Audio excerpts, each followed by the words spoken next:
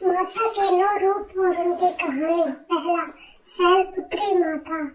ये रूप पार्वती जी का है, जो हिमालय राज की पुत्री के रूप में जन्मी थी।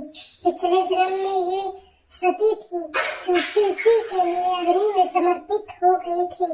अगले जन्म में शैलपुत्री बनी और फिर से शिव जी को पति के रूप में प्राप्त किया। दूसरी है ब्रह्मचारिणी माता।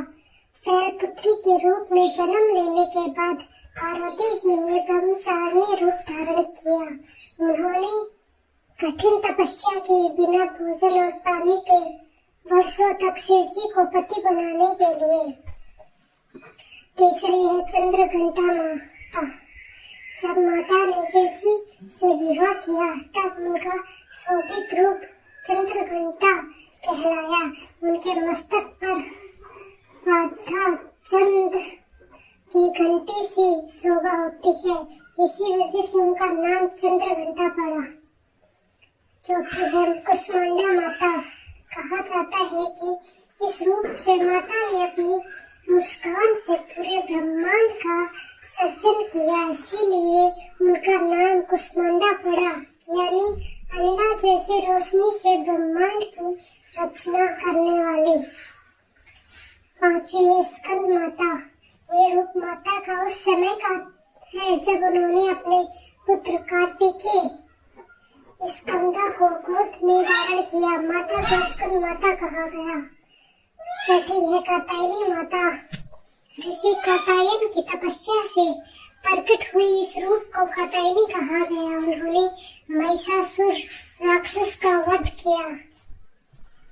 सातवीं है कालरात्रि माता। ये माता का भयंकर रूप है। जब दैत्य अत्याचार करने लगे तो माता ने अपना क्रोध रूप धारण किया। उनकी त्वचा काली थी और वे असुरों का संहार करने लगी। आठवीं है माता महागौरी। बहुत तपस्या करने के कारण पार्वती जी का शरीर काला हो गया था। जब शिव जी ने उन पर गंगा जल छिड़का तब उनका रूप बिल्कुल श्वेत और सुंदर हो गया, इसीलिए उनका नाम महागौरी पड़ा। नौवीं है सिद्धिदात्री माता।